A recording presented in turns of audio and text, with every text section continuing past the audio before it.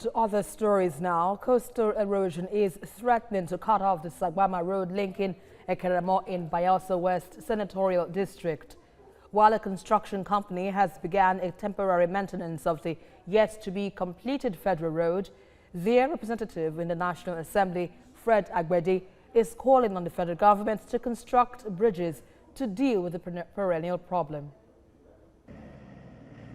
Earmarked for construction by the federal government over 40 years ago, the Sagbama-Ekeremo Road, presently being constructed by the Bayelsa state government, is facing the perennial problem of flooding as a result of coastal erosion.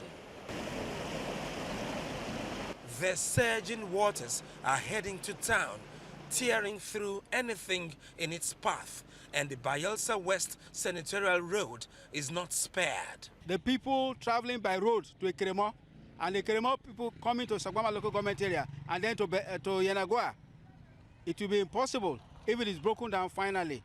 So we want the federal government to come to our succor by way of building bridges in the 3 points that are bad. If not, we shall be locked up in our own land. We are calling on the federal government and the state government to look into the disaster that occurred in Sagbama-Ekeremo Federal Road. This is the only road that is linking Sagbama to Ekeremo to that gate, to the deep sea port.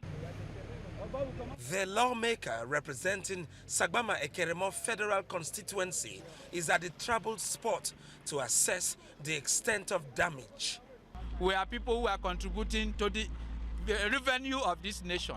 And for one federal road that crisscrosses the two local governments of my federal constituency to be cut off is not good. So our appeal to Mr. President, to the Minister of Works, and to the federal government of Nigeria is to quickly intervene. What we are directed to do here is for us to do temporary maintenance first so that to ease the people from passing to their various destinations, so that when the water comes down, then the proper work will commence.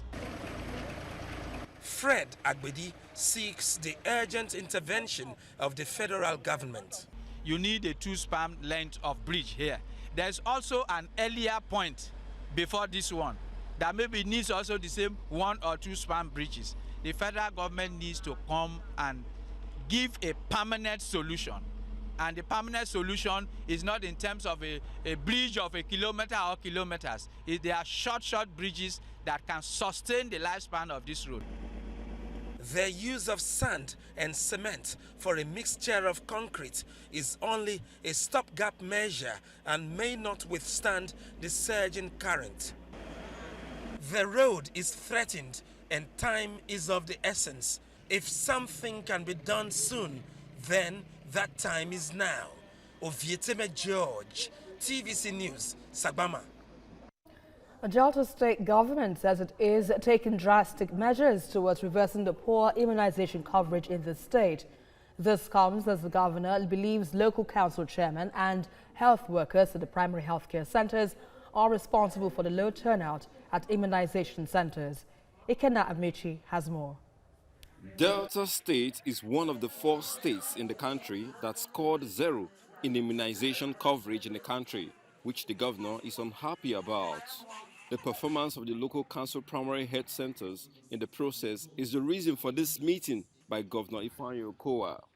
Anything concerning immunization, anything concerning things that need to give support for issues of immunization, there's no reason why it should be held back. The real thing and quick they have come to realize now is that they need to strengthen routine immunization because that is what will solve the problem. We need to have a one structured system like other states are going. Otherwise, we are going to miss out in a whole lot of funding that's expected in the year 2020. We cannot afford to. So we need to work, and that means there's going to have to be an amendment of the legislation to be able to get that to be. It's important that those councils in the rural area must pay a very particular attention to routine immunization. For the governor, it is time for the health workers to rise up to their responsibility or shun the exit door, as it is not business as usual. He demands frequent feedback and promised to look into some challenges confronting them. Those who are working hard should be able to say so. But those who are not working hard and are soiling the names of those of you that work hard, you must also find a way of reporting. Probably nothing was done before, but it will no longer be so. The issue of human resource, there's no human resource. So we quickly have to look at all the health centers. It may not be all the health centers, but at least one health center per ward, which we're looking into. There were 270 wards in the state. So we have to define very quickly, and I think very, very quickly, the one center per ward that we need to pay very special attention to in terms of staffing, and it's very important. Even as the routine immunization exercise is currently ongoing across the Federation, the expectation of the governor after this crucial meeting is a total commitment to duty for these health workers, especially those in rural areas, to reverse the negative trend in this vital aspect of healthcare delivery. Ikenna Amechi, TVC News, Asaba. Coming up on TVC News, the Air Force set to partner with the textile industry in Zaria to produce military kits. That story just after this.